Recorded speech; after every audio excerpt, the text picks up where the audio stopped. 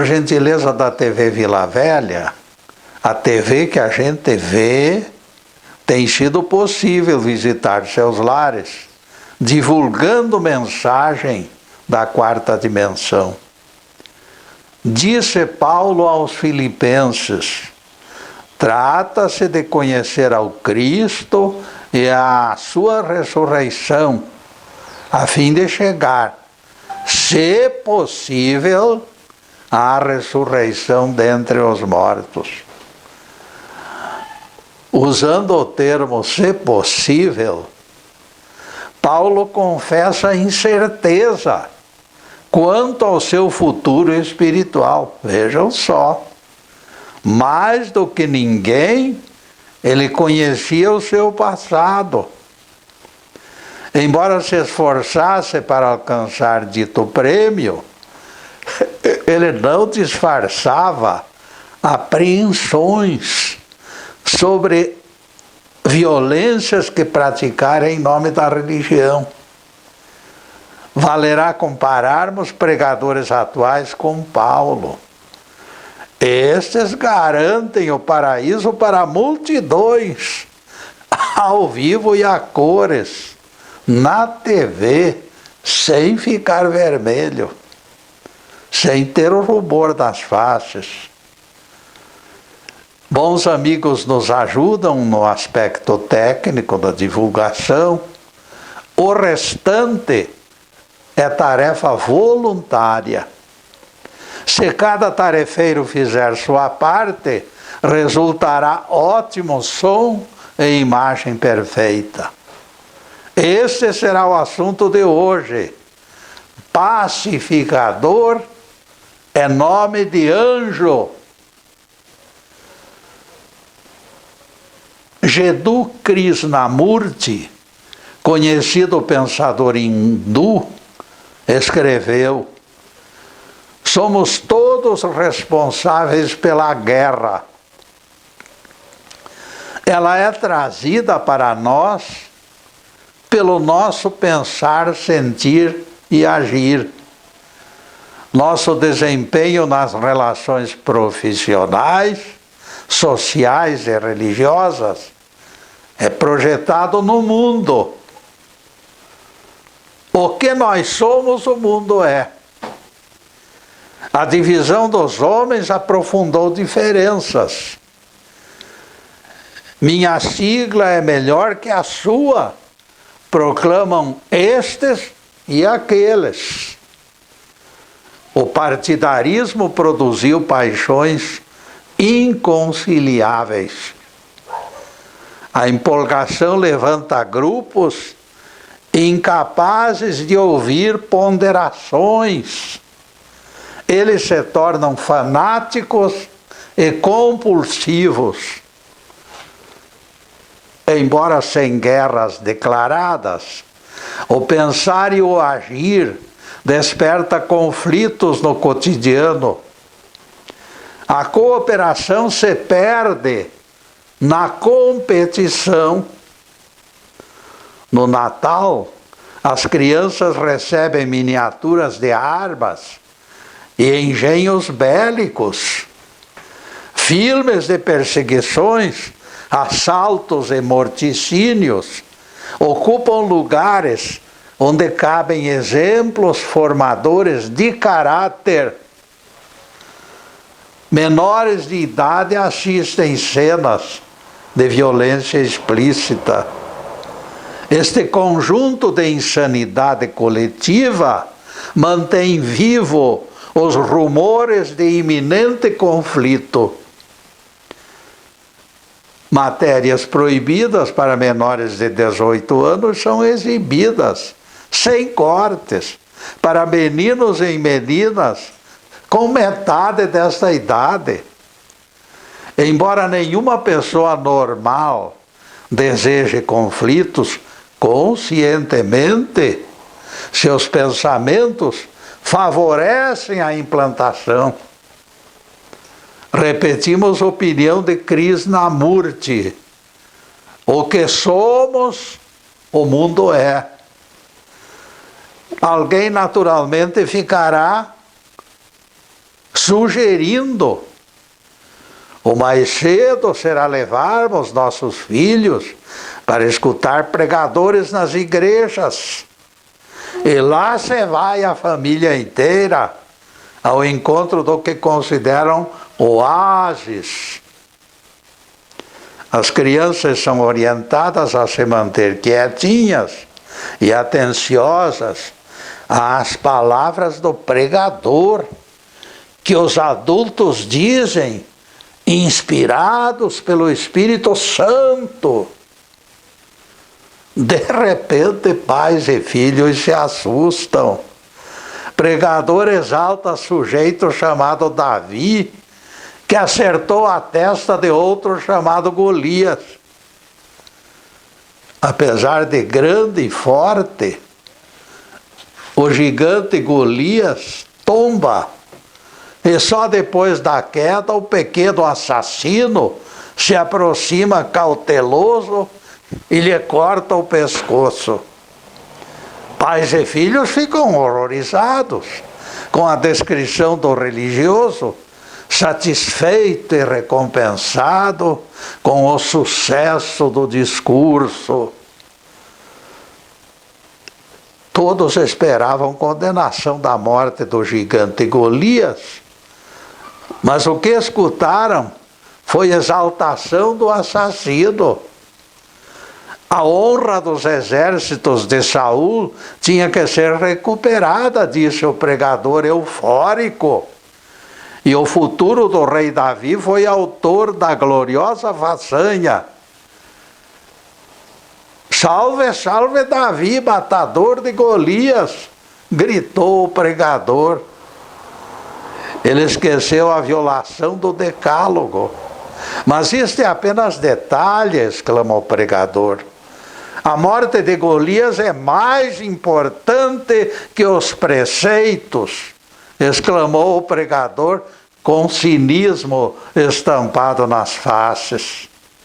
Davi, elogiado por sacerdote cristão como herói, recebe homenagens dos próprios defensores do não matarás de Moisés.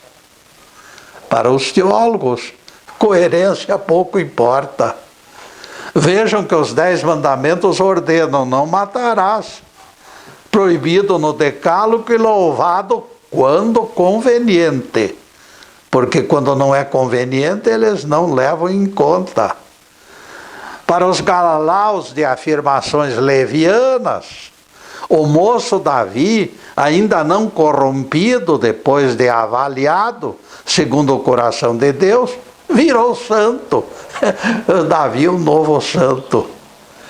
A expectativa prefere não enxergar que, semelhante à jaca, a reputação se descola do galho e se esborracha no chão.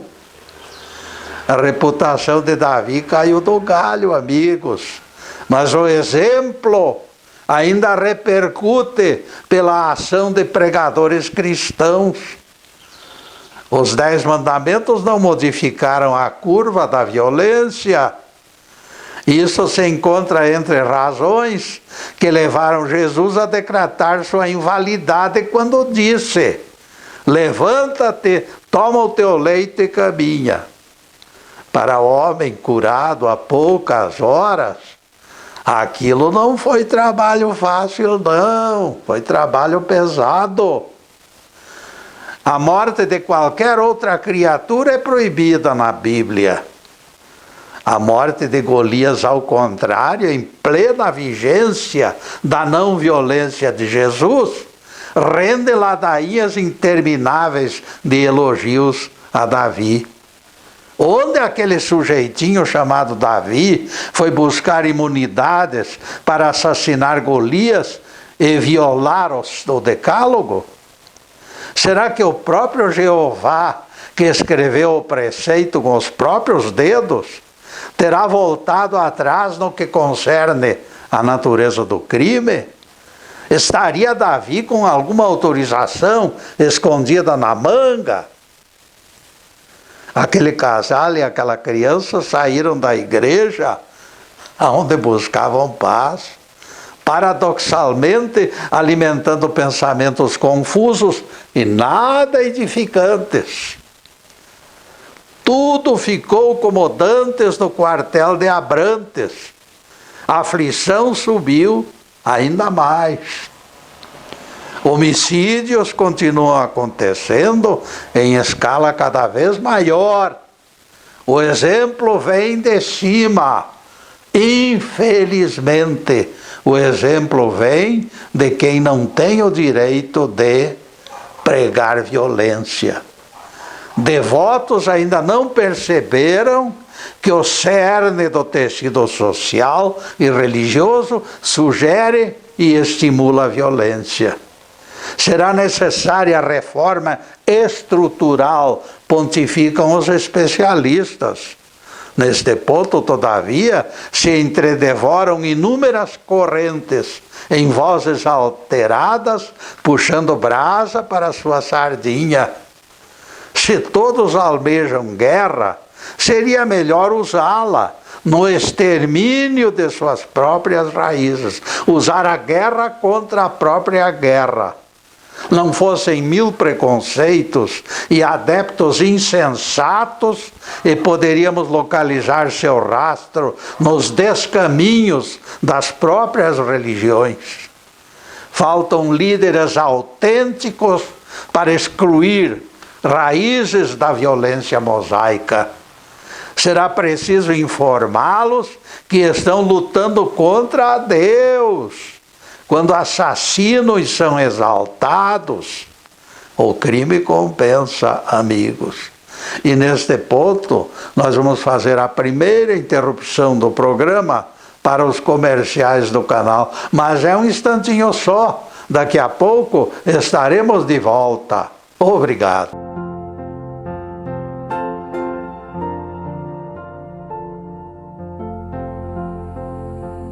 Já estamos no segundo bloco do programa Quarta Dimensão e convidamos os telespectadores para acessar nosso site. Ele já está na telinha, esperando visitas. Para quem não assistiu a algum programa de sexta-feira, oferecemos a comodidade de mais de 300 palestras no YouTube e no Facebook Live TV Ponta Grossa, sempre disponíveis em qualquer horário. Desde março de 2015, todos os nossos programas semanais podem ser assistidos no YouTube e no Facebook Live TV PG, dia e noite. O Quarta Dimensão é gravado nos estúdios Fernando Martins e você assiste no Facebook Live TV Ponta Grossa. Também aqui, as exposições permanecem dia e noite à disposição dos telespectadores. Obrigado ao Fernando e ao Zube pelo excelente trabalho e aos telespectadores pela audiência preciosa. Com enorme alegria nós agradecemos, inclusive as referências que surgem através da internet. Em seguida, a continuação do tema pacificador é nome de anjo. Esteja na Bíblia ou não esteja na Bíblia, quem mata despreza a lei eterna da consciência, codificada por Jesus, quando disse: não façais aos outros o que não quereis que vos façam. Leniência na avaliação do ato poderá definir cumplicidade. Comentário indulgente enche as bolas de assassinos. O perfil do réu será desvalorizado ou valorizado pelas críticas positivas ou negativas que os circunstantes proferirem. A opinião pública é semelhante ao rolo compressor. O nosso rabi foi suficientemente claro. Ouvistes o que foi dito: amarás teu próximo e odiarás teu inimigo.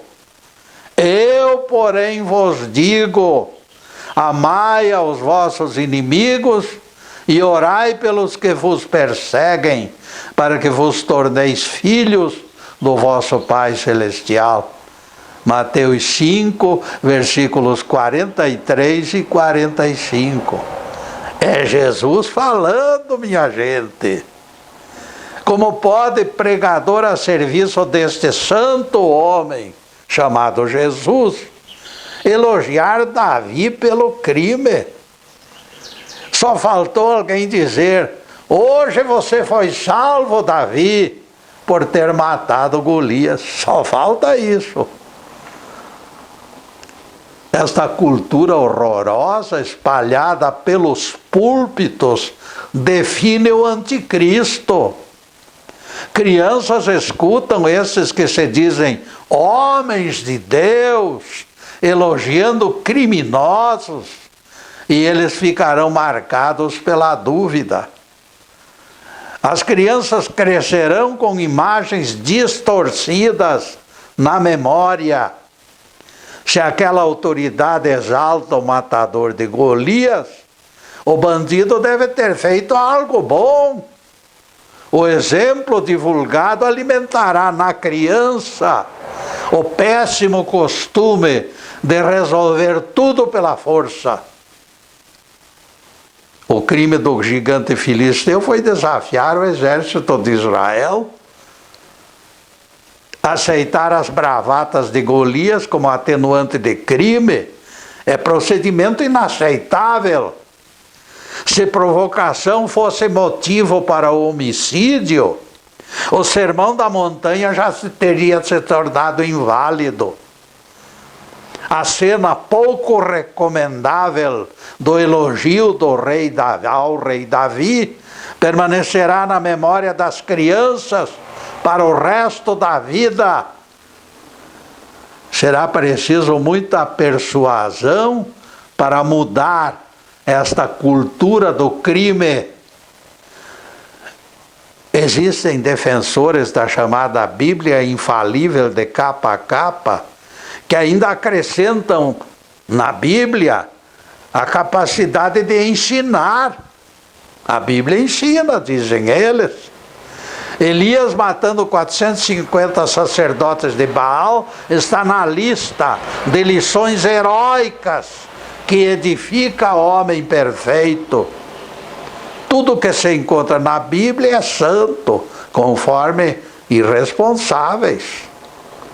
Tratando-se de livro igualmente histórico, me diz o Crispim, para ser verdadeiro ele teria que descrever tais eventos, Getúlio. Eu acho certo e coerente. Pois eu discordo, Crispim. Pregadores devem separar joio do trigo, dizer com independência e coragem: isso é certo, isto é errado. Quando eu não aceitar crueldade como elogiável, estarei prestando serviço às Escrituras. Apontar o lado certo, desprezando conveniências, é obrigação de quem prega evangelho. Jesus lança grande desafio lá no Sermão da Montanha. Bem-aventurados os pacificadores, porque serão chamados filhos de Deus. Mateus 5, verso 9.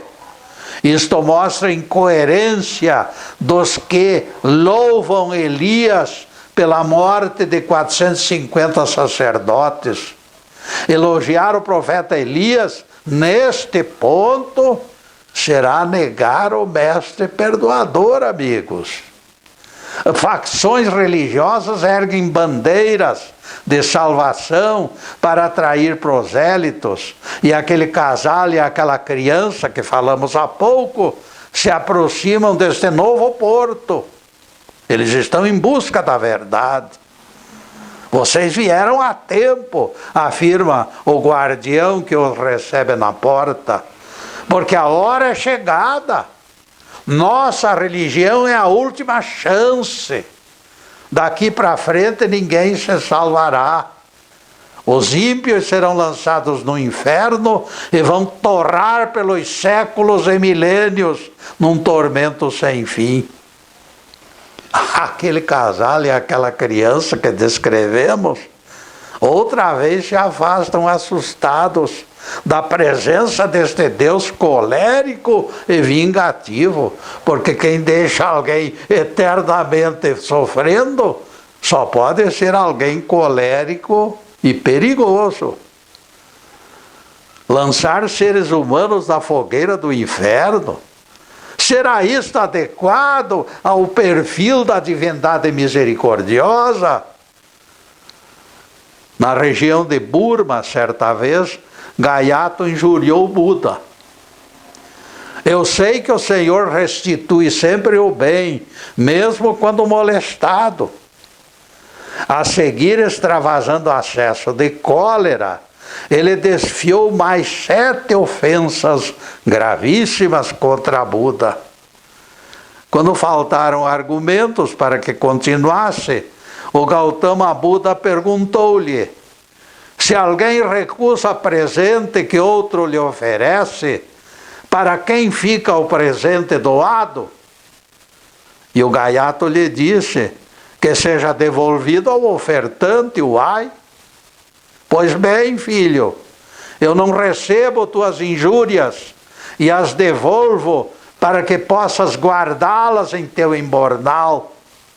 Assim como o eco pertence ao som, a forma ao corpo, também o mal deve se ligar ao malfeitor.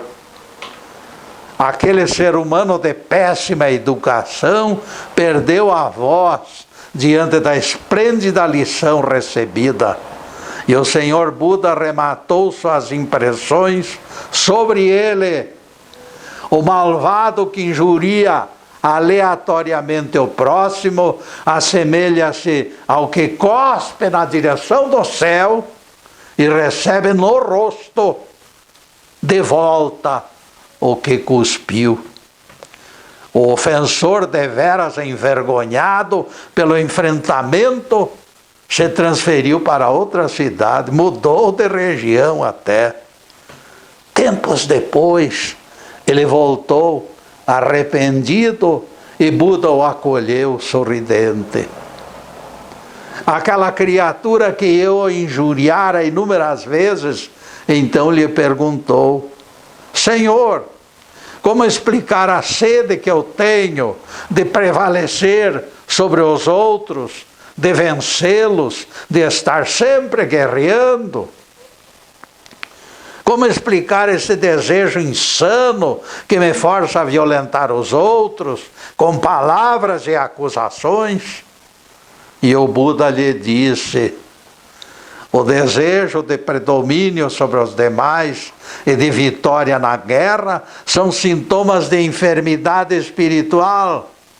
A vitória, quando injusta e desleal, é mãe da morte e do ódio, e o ódio se torna ainda pior do que a morte. O homem, ainda confuso, perguntou-lhe: então, Senhor, como me libertar desse arrastão que me torna intolerante e perverso? E neste ponto, amigos, deixamos a resposta para o próximo bloco, porque vamos encerrar este bloco com os comerciais do canal. Mas é um instantinho só. Daqui a pouco estaremos de volta. Obrigado.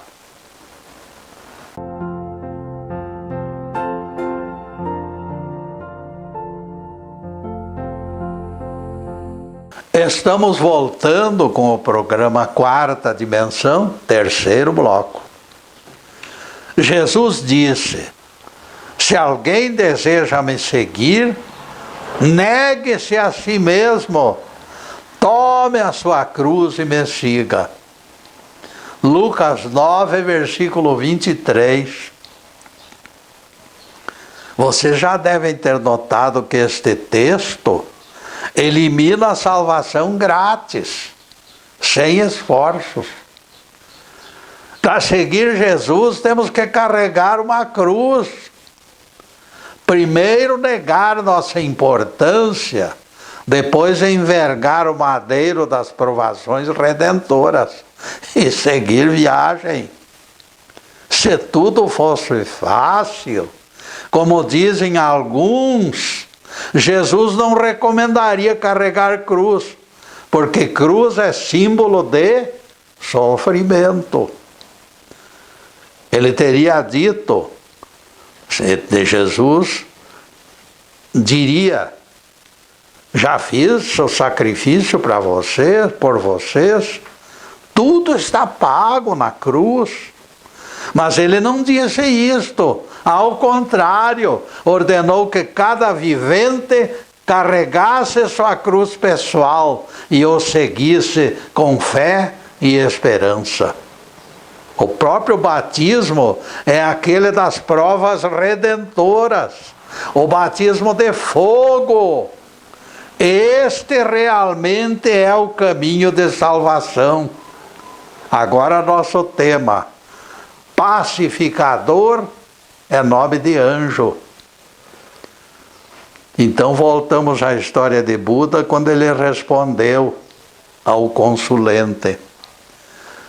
É paradoxal, filho, mas a cura se encontra no cultivo da paciência. Foi a resposta de Buda.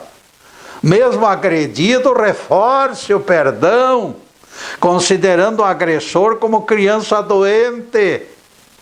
Devolva ofensa para o embornal do malvado, filho. Isto é passo decisivo para transformar violentos em pacificadores.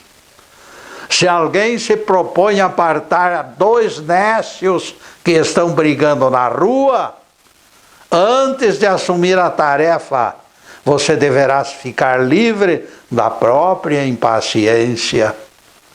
O anjo da paz não se aflige, rematou Buda. Somente de alma lavada alguém terá condições de se transformar num emissário da concórdia a serviço do amor e da paz. É aquilo que Jesus disse, amigos. Bem-aventurados os pacificadores, porque serão chamados filhos de Deus. Mateus 5, verso 9. Alguém encontra um pacificador na rua, pode ter certeza que ela o apontará como bênção. A minha própria pessoa deve ser pacificada em primeiro lugar. Enquanto eu permanecer potencialmente agressivo, não gozarei dos eflúvios do anjo da paz.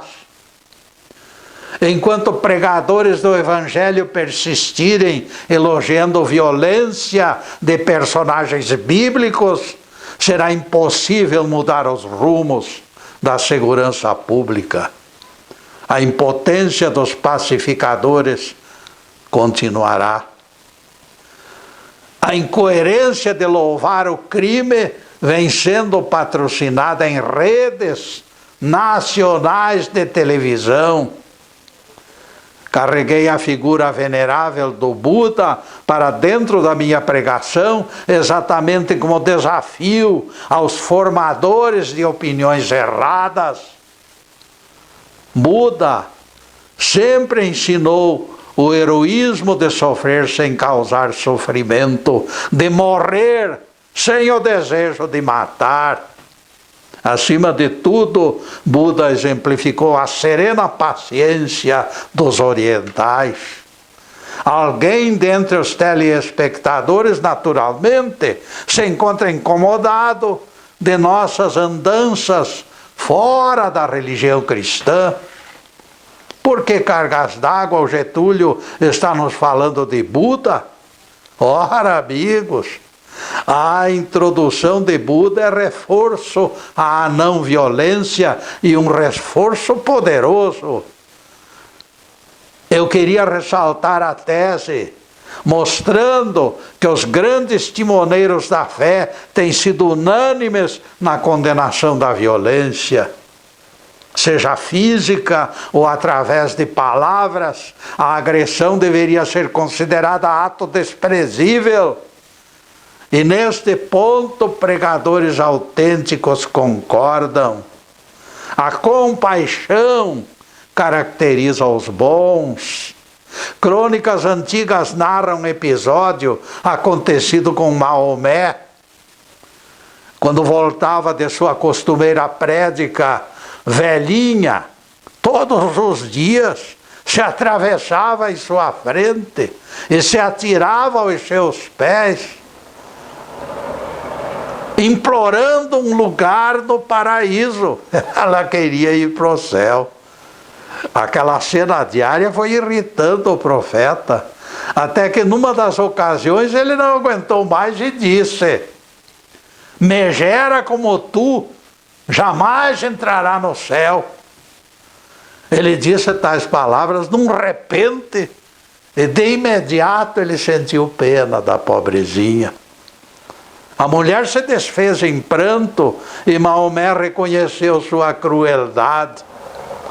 Arrependido, dominado por enorme compaixão, ele lhe disse depois de abraçá-la: tu não entrarás no paraíso com estas rugas, mulher. Alá vai recebê-la na porta do céu e a transformará em formosa mulher. A velhinha voltou para casa feliz da vida, depois da boa notícia que lhe transmitiu Maomé. Lá no céu, ela voltaria a ser bonita. Isto mostra que as grandes religiões se igualam pela compaixão. Este mesmo profeta Maomé, certa vez, orientou filha inconsolável pela morte da mãe. Como eu posso honrar a memória da minha mãe, que foi tão boa? Perguntou a mocinha, e a resposta do profeta foi imediata: cava poço, filha, na memória de tua mãe, e dá de beber aos sedentos, em nome dela. Ressalvando contradições e desvios, alguns líderes que forjaram doutrinas usando espadas, existe certo consenso entre eles. Muitas vezes suas veias pulsaram encolerizadas, mas os seus olhos verteram lágrimas. É o eterno paradoxo humano do bem e do mal, caminhando de mãos dadas, dentro das criaturas. Robert Fulghum resolveu investigar o grau de comprometimento das pessoas com a qualidade do trabalho, e ele esclareceu o seu objetivo.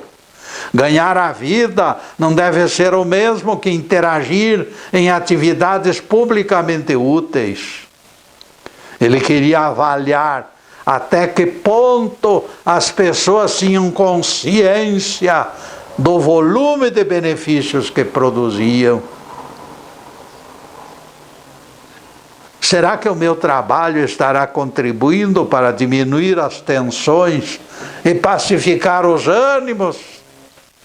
É a pergunta que todos deveríamos fazer para flagrar nossas reais intenções. Atrás do guichê de repartição pública, na enfermaria do hospital, ocupando o balcão do comércio, em toda parte, poderemos contribuir. Empatias de recepcionistas podem influenciar quem os procura. Em nossa opinião, Todas as criaturas pertencem ao grupo dos 70 discípulos apontados por Jesus no Evangelho de Lucas. Depois disto, diz o Evangelho, o Senhor designou outros 70 e os enviou de 2 em 2, para que o precedessem nas cidades que seriam visitadas. Lucas 10, versículo 1. Acaso vocês sabem qual a instrução principal que estes 70 discípulos ouviram? As palavras do Mestre foram: ao entrardes numa casa, dizei, antes de tudo, que a paz esteja entre vós. Lucas 10, versículo 5. E nesse ponto, amigos, nós vamos fazer mais uma pequenina interrupção no programa para os comerciais do canal. Mas é um instantinho só. Daqui a pouco estaremos de volta. Obrigado.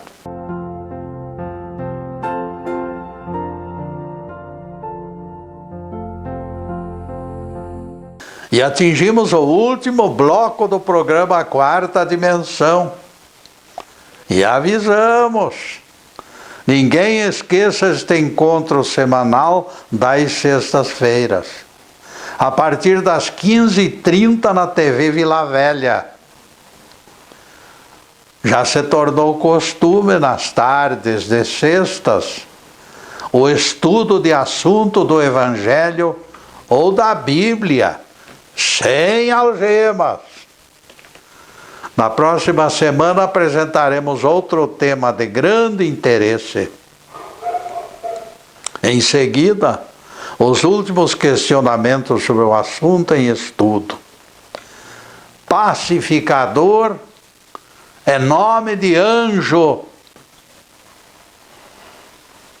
Eu disse há pouco que todos os seres humanos fazem parte desses 70 discípulos de Jesus. E nesta qualidade que se ganha espaço para semear pacífica convivência, nas repartições públicas, no comércio, nos escritórios e nas ruas, será possível manter status de pacificadores. E todos renovarão certeza de que são filhos de Deus.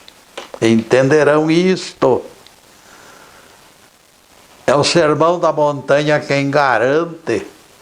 Bem-aventurados pacificadores, porque serão chamados filhos de Deus. Mateus 5, verso 9. Embora pessoas comuns,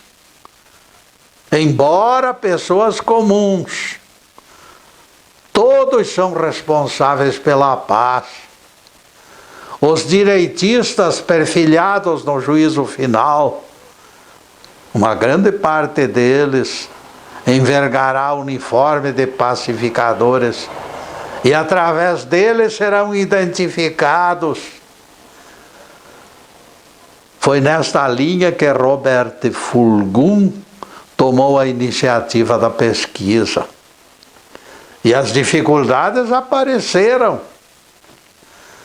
Os entrevistados lhes entregavam cartões com diversos números para contato. Telefone, fax, telex, designação profissional, etc. Um monte de novidades. Diante dessas dificuldades de se fazer entender, o pesquisador desabafou desalentado, lamentando sua falta de clareza. Certo homem me passou seu cartão onde aparecia como subdiretor de análise de sistemas, explicou ele. E ele queria dizer que aquilo era de utilidade pública, era mesmo, mas ele recebia por aquele trabalho. O que você faz realmente? Insistiu o pesquisador. Quais as tarefas meritórias que desenvolve fora das suas atribuições remuneradas? Esclareceu Fulgum, voltando ao inquirido desorientado. Ele enfatizou paralela atividade espontânea, sem preço e sem registro em carteira. Aquilo que se faz do fundo do coração como voluntário, deixando de lado o que se faz para ganhar dinheiro. O levantamento de dados procurava medir o nível do trabalho para melhorar o mundo. Dentre os entrevistados, única resposta satisfatória surgiu, oriunda de um militar reformado chamado Edgar Medina. Ele cuidava em sua casa do seu jardim com todo carinho, mas não se limitava ao prazer desta ocupação caseira. Gostando de carros e de ensinar crianças, ele se ofereceu para instrutor voluntário de direção no colégio do bairro.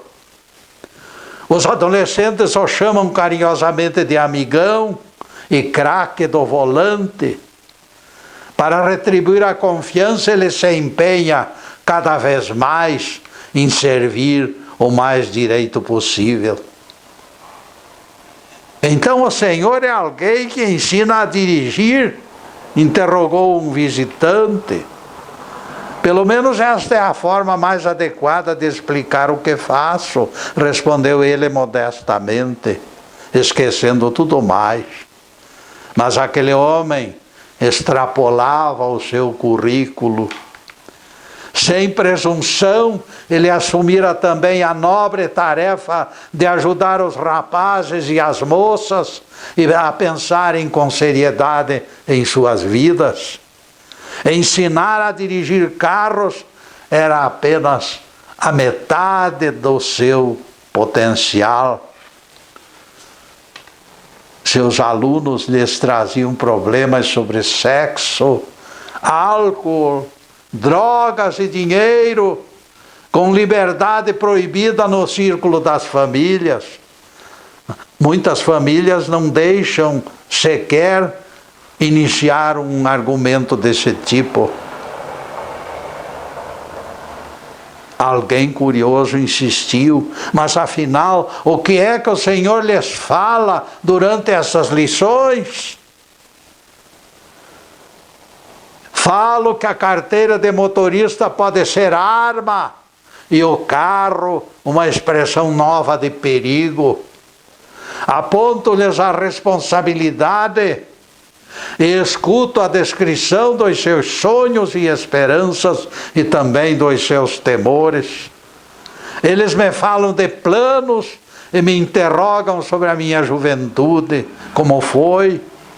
Na verdade, eu ouço mais do que falo.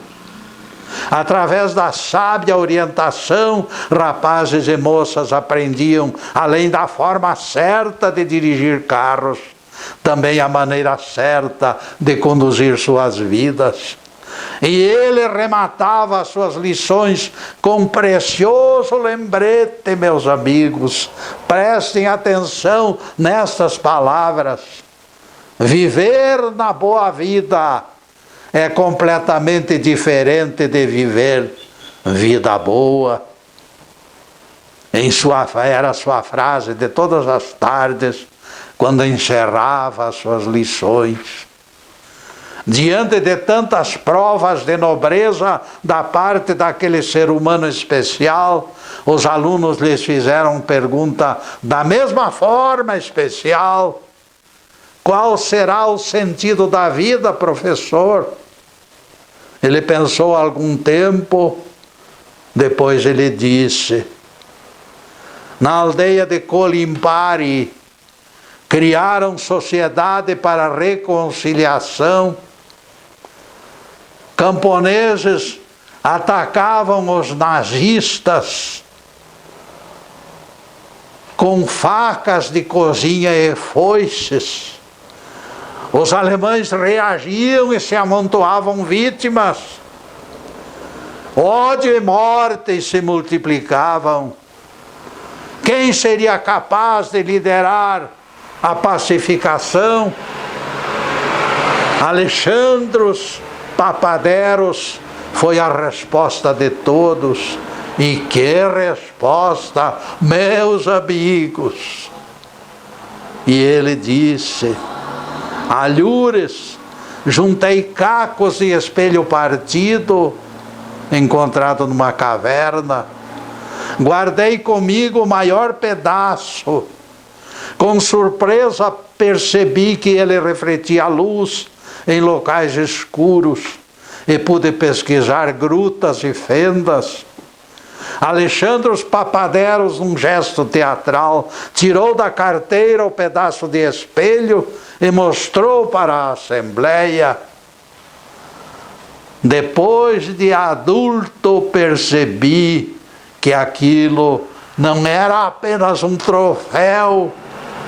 Concluí que nós somos semelhantes ao caco mágico. Em corações escuros penetramos a claridade, e a claridade permite que todos enxerguem. A plenitude da visão faz com que todos vejam a tolice da discórdia e o fato indiscutível de que todos são irmãos, filhos do mesmo Pai.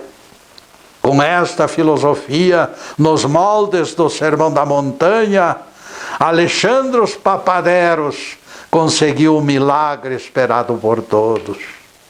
A verdade do cristianismo pode ser semelhante a este espelho. Por mais que seja quebrada em 1000 pedaços, cada um deles continuará refletindo a luz nos mais escuros recantos do universo. Louvado seja Deus. Que o Senhor nos abençoe e nos guarde.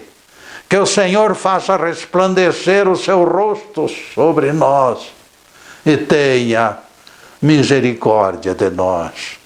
Que o Senhor sobre nós levante o seu rosto e nos dê a paz.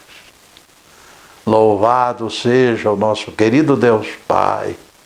Louvado seja o santo nome de Jesus, o nosso Cristo. Obrigado, Deus. Obrigado, Jesus. E obrigado também para vocês, meus caros.